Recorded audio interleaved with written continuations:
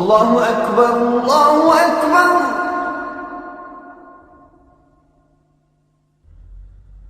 الله أكبر الله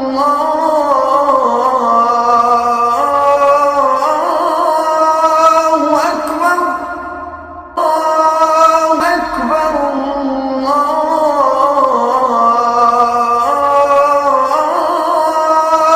أكبر.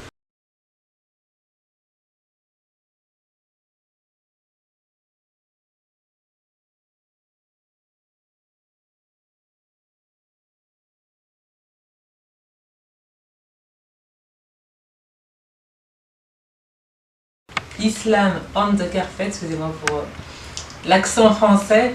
Donc moi je m'appelle Mariam Dembélé, j'ai 33 ans, je suis présidente de l'association humanitaire Donia. C'est une association qui parraine une école en Afrique, l'école primaire Amadouli, depuis 2015. Ok.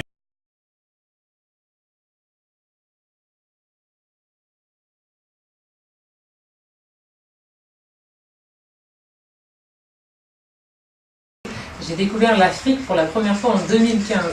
Alors, vous savez, moi j'étais dans ma vie française, parisienne, je me baladais plus dans l'Europe ou aux États-Unis. Et un jour, c'était en novembre 2015, j'ai ressenti comme un appel du cœur, une voix, un truc qui m'a dit mais va en Afrique. Et je ne savais pas pourquoi en fait. Va découvrir ton pays, mais inexplicable. Hein. Donc là, dans la même journée, je pose 10 jours de vacances, je vais faire mon vaccin obligatoire, j'achète mon billet, je prends un visa. Et là, je pars au Mali, et là, c'était la découverte totale pour moi de l'Afrique. Donc arrivé sur place, choc des cultures, hein, c'est quand vous arrivez pour la première fois dans un pays en voie de développement, ça vous fait un choc, hein, parce que c'est pas du tout les mêmes infrastructures qu'en France. Et donc j'étais très étonnée de voir ça en fait. Et il y a une chose que je faisais souvent là-bas, dans la maison de mon grand-père, c'est que j'accompagnais souvent mes neveux à l'école primaire. Donc à l'école primaire Amadouli. Et donc à force d'aller là-bas, je me suis rendu compte des différences liées à l'éducation qu'il pouvait y avoir entre les enfants en Afrique et les enfants en France. Donc là-bas, je m'étais liée d'amitié avec une fille du quartier qui s'appelle Mariam Danyoko, qui est aujourd'hui ambassadrice de l'association Donia, et aussi de sa mère qui à l'époque était institutrice. Donc arrivant en France, je me suis dit bon, je ne peux pas faire comme si de rien n'était en fait. Donc je me suis dit non, il faut que j'essaie de faire quelque chose pour cette école en fait. Je ne savais pas trop comment m'y prendre, et vous savez, on a tous, les enfants de la diaspora, ce rêve d'aider l'Afrique sans vraiment savoir comment faire. Et là, je me suis dit, bon, j'aimerais les aider, donc j'ai été acheter des fournitures scolaires. J'ai été chez ma sœur et je lui ai dit, écoute, j'aimerais bien, je raconte mon séjour, parce que c'était un séjour exceptionnel. Je raconte mon séjour et je lui dis, bah voilà, j'aimerais bien envoyer des fournitures scolaires au Mali. Elle me dit, bah ça tombe bien, maman, elle a un stock de fournitures scolaires à la maison, prends-les avec toi. Donc je les prends, excusez-moi, l'histoire elle est un peu longue, hein. Je les prends. Ensuite, je vais chez ma tante, la sœur de ma mère. Et donc je lui explique tout ça et je lui dis voilà comment s'est passé mon séjour, voilà ce que j'aimerais faire. Mais je lui dis en revanche, je ne sais pas comment on envoie des colis en Afrique, que j'ai jamais vu ma mère faire ça. Et donc elle me dit attends, mon fiancé va arriver. Son fiancé arrive, on lui pose la question, il lui dit ah, bah, j'ai un ami transporteur, appelle-le de ma part. Donc quelques jours après, je prends rendez-vous avec son ami transporteur. Donc je mets mes effets que je venais d'acheter, les fournitures de ma mère, tout dans une valise. J'ai été à la rencontre du transporteur qui lui a envoyé la valise au Mali. J'ai dit à Mariam Danyoko, voilà, est-ce que tu peux les recevoir? J'ai demandé avant quand même, hein, est-ce que tu peux les recevoir et les donner à l'école avec ta maman? Elle a dit oui. Et je lui ai dit par contre, prends des photos de la distribution parce que je pense qu'il y a plein de gens qui aimeraient aider l'Afrique. Comme ça, je leur dirais, bah, si vous voulez aider l'Afrique, c'est possible, vous pouvez le faire comme j'ai fait. Et c'est comme ça que ça a commencé en fait, l'association Donia. C'est qu'au départ, c'était juste, bah, je voulais juste aider une fois. Mais quand vous avez les photos et que vous voyez la joie des enfants face à des fournitures scolaires, vous vous dites, mais pourquoi pas poursuivre? Voilà, donc ce qu'on fait maintenant, ce qu'on a fait par la suite, je lui dis, bah, prends des photos parce que je pense qu'il y a beaucoup de gens qui aimeraient aider l'Afrique, qui ne savent pas forcément comment faire. Donc quand elle a pris des photos, elle me les a envoyées, j'ai mis sur les réseaux sociaux, j'ai dit, bah, écoutez, voilà ce qu'on a fait, si vous souhaitez le faire également, c'est possible quoi. Donc il y a plusieurs filles qui ont dit on aimerait le faire avec toi et c'est comme ça que l'association Donia a démarré. Donc j'ai dit aux filles, donc vous allez vous appeler les ambassadrices de l'association Donia, chacune va être ambassadrice du 92, 93. des régions d'Île-de-France, on va créer une page Facebook et un compte Instagram. Et on va dire aux gens, si vous avez des fournitures scolaires à nous donner, contactez-nous, l'ambassadrice la plus proche ira au plus près de votre domicile, à une gare ou à un arrêt de bus le plus proche, récupérer les fournitures scolaires. C'est comme ça qu'on a commencé. Et ensuite, on a décidé d'offrir aux enfants des kits scolaires en fait. Donc dans chaque kit scolaire, des fournitures scolaires récoltées en France, plus les livres du programme scolaire que nous achetons auprès du libraire du quartier, là pour faire tourner l'économie locale. Donc c'est ce qu'on fait depuis 2015 et l'année prochaine, Inch'Allah, on va commencer à rénover l'école Ahmadouli et ensuite, au fort de notre expérience, on va dire, passer à d'autres écoles. Mais là, le projet pour l'année prochaine, ça va être de rénover l'école Ahmadouli. Je suis en train de réfléchir à comment est-ce qu'on peut rénover, mais avec des couleurs, parce que vous savez que les couleurs ont une répercussion sur soi.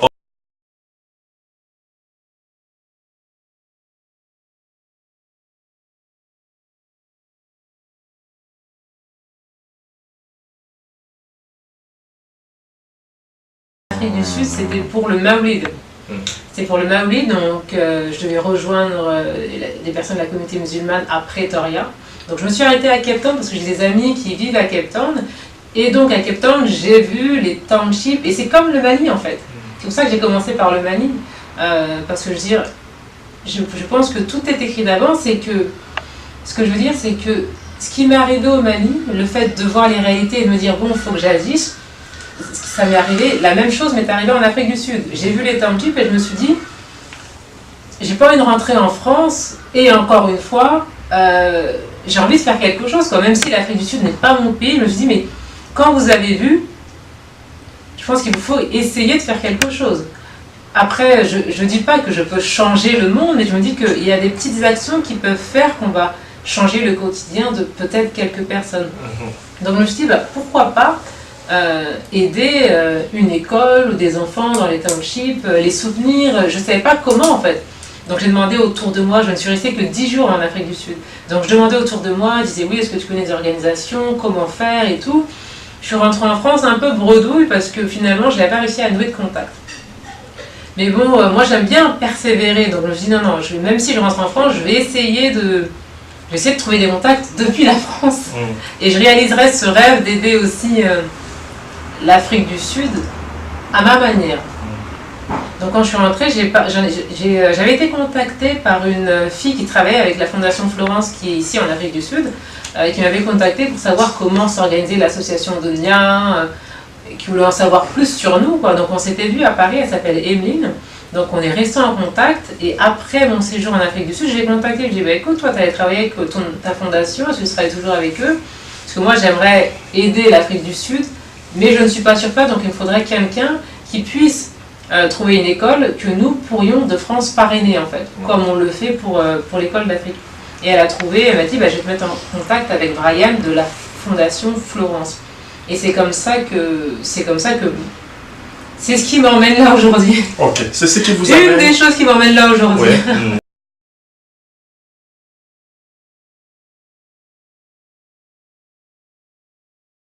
C'est pas moi qui l'ai choisi, c'est elle qui m'a choisi. Et ensuite, quand on a commencé les actions, on a poursuivi les actions, et après vous dites, ben, c'est une chose que je dirais pas qu'on fait très bien, on essaie de le faire au mieux possible, et pourquoi pas ne pas utiliser nos compétences que nous avons acquises avec l'école Ahmadouli ailleurs. Parce que après, si vous me demandez il y a plein de projets qu'on pourrait faire, mais moi je reste dans mon domaine de compétences. Voilà, à chaque fois je dis, voilà, faisons peu, essayons de faire bien. Et vous savez, là on est dans le pays de Nelson Mandela quand même, hein, qui dit, il a une citation assez célèbre qui fait le tour du monde à chaque fois, c'est l'éducation est l'arme la plus puissante que l'on puisse utiliser pour changer le monde. Parce que tout part de là en fait. Une fois que vous avez l'éducation, l'instruction, vous pensez par vous-même. Et on a beaucoup plus de mal à vous manipuler, si je peux dire.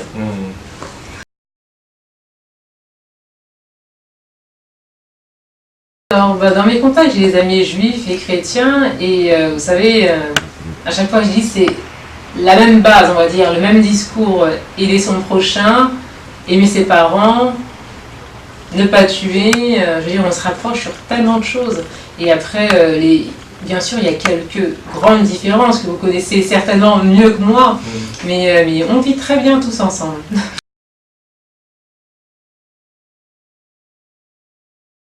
Je dirais que ce qui fait les gros titres, c'est souvent le sensationnel.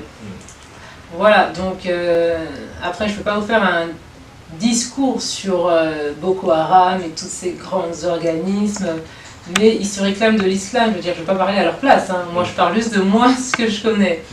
Et donc, on a tous le même livre, et vous savez aussi bien que moi que tuer est un péché.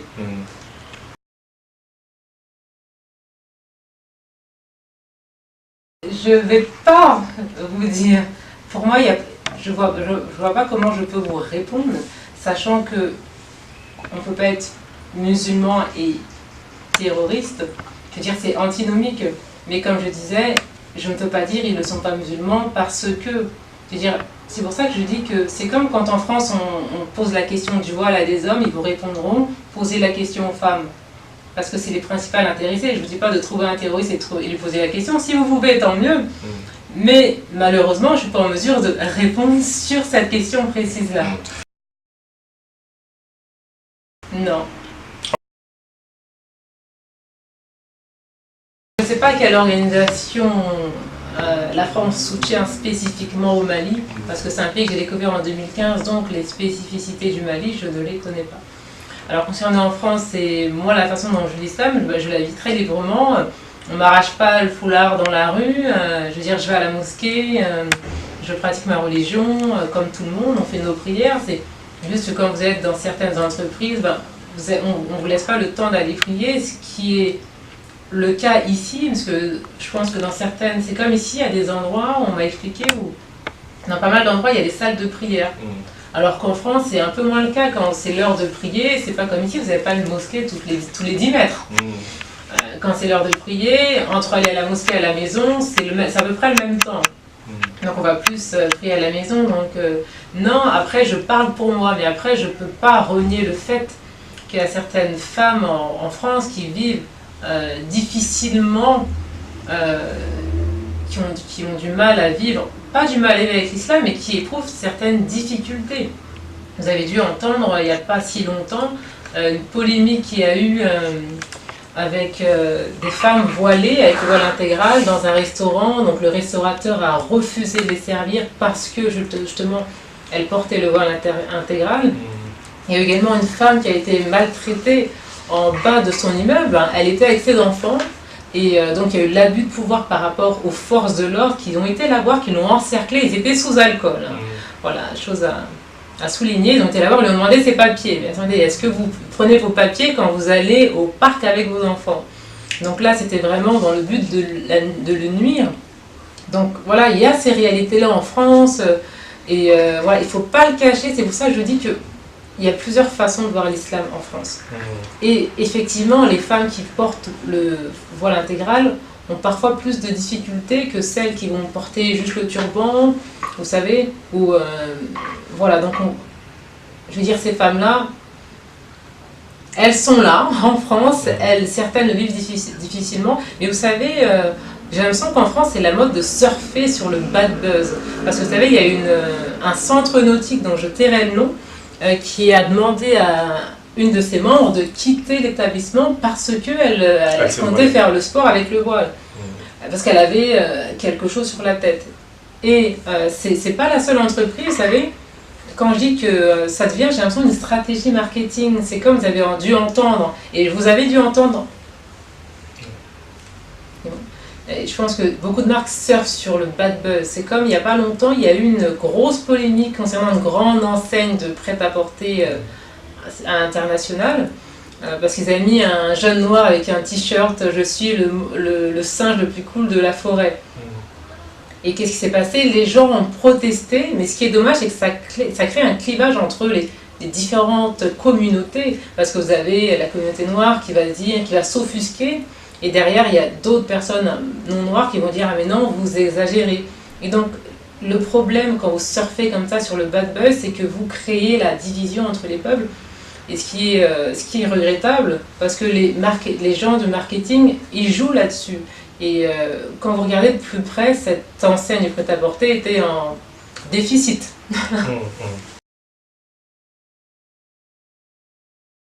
Chacun est libre de faire ce qu'il veut. La liberté des uns commence où s'arrête celle des autres. C'est une citation que répétait souvent à un de nos voisins, parce qu'il entendait pas mal de bruit à côté. Non, chacun est libre de faire ce qu'il veut. Celle qui veut porter son voile, elle le porte. Celle qui veut le mettre en jeu, ben, on n'a pas à juger l'autre. Hein. Soyez comme vous êtes. Négatif. Tout ce qu'elle considère comme étant négatif. Voilà.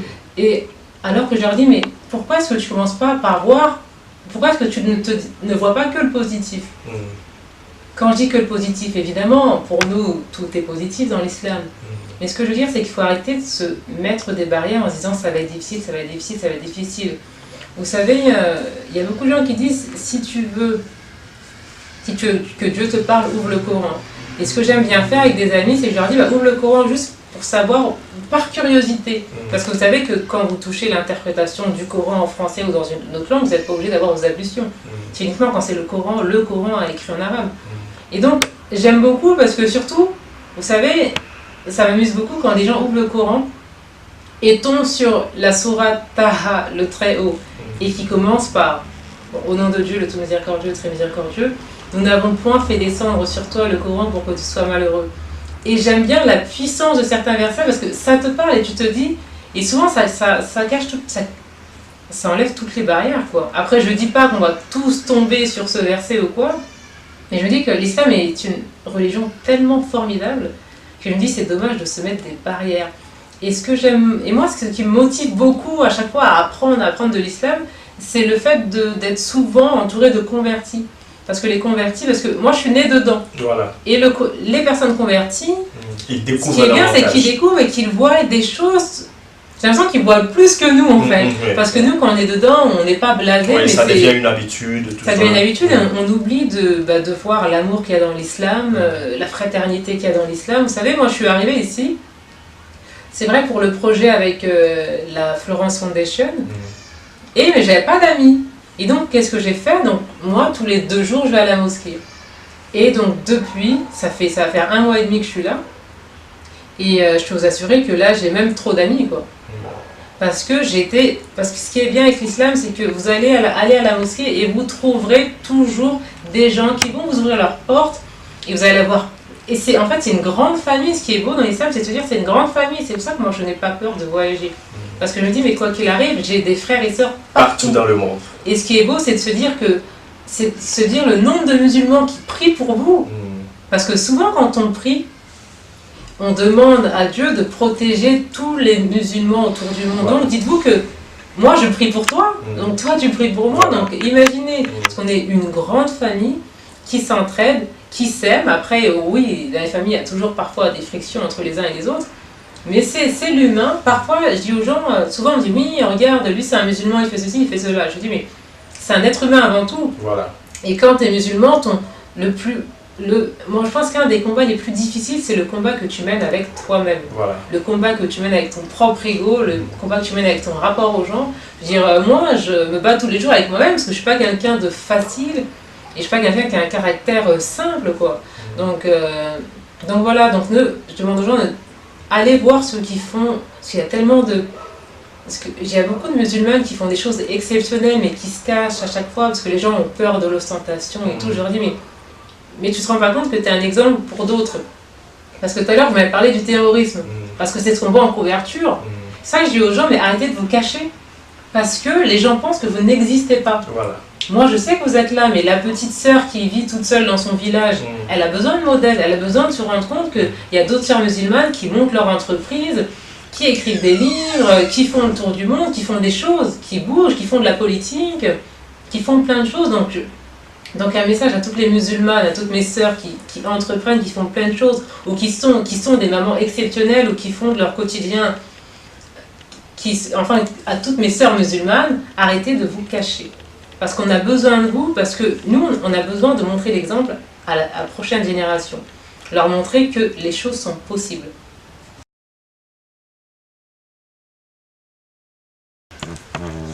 Il y a plein de filles qui sont passées par les questionnements auxquels je suis passée. Je sais que quand on est converti et qu'on veut apprendre l'islam, on ne sait jamais où aller. Surtout en France, on a toujours peur parce qu'on a plein d'informations partout sur Internet et tout. Mais je te dirais de rejoindre la grande et belle famille du prophète Mohammed Sallallahu alayhi wa sallam. Voilà, on t'attend, n'aie pas peur et tu sais, moi, j'ai décidé de faire de ma vie mon œuvre personnelle et je n'ai pas peur parce que je sais que à chaque fois je demande à Dieu quand il m'arrive quelque chose de me trouver une issue favorable et je garde la foi et il y a toujours un frère ou une sœur qui va te tendre la main, n'aie pas peur. Voilà. L'association Donia essaye d'aider la Florence Foundation dans le projet de reconstruction de l'école, d'une école primaire dans le village de Kwabanouyi en Afrique du Sud.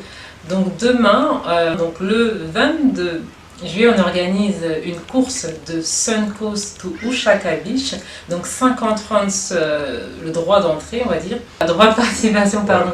Donc venez nous soutenir et suivez-les sur leur compte Instagram Florence Foundation, ils sont également sur Facebook, Florence également, Florence Foundation, et le président s'appelle Brian Hamza.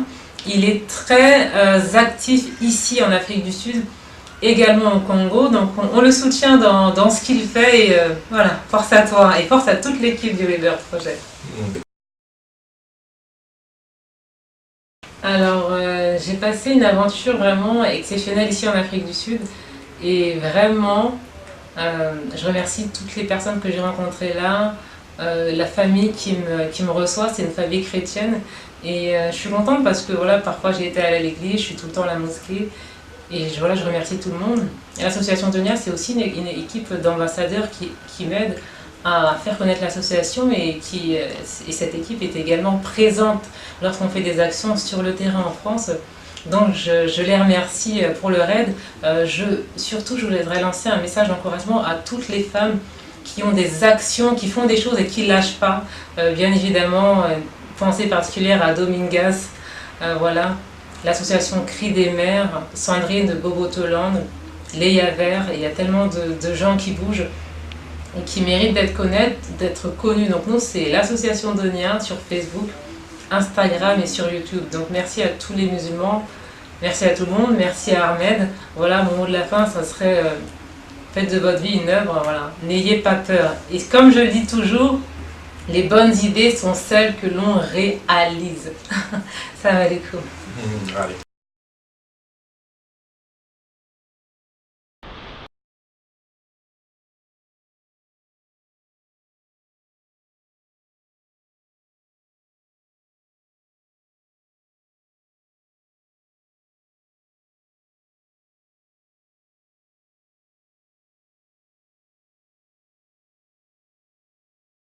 I travel the world, north to the south, east to the west, and there ain't no doubt. Whoever I see, whatever I found, I can hear them sing out loud. Alhamdulillah, praise my Lord. Alhamdulillah, praise my Lord. Alhamdulillah, praise my Lord. Allah, the creator of us all. Allahu Akbar, our creator. There's no one greater than Allah. So why do we stand tall, too proud to recognize what's right before our eyes? Signs from the Lord.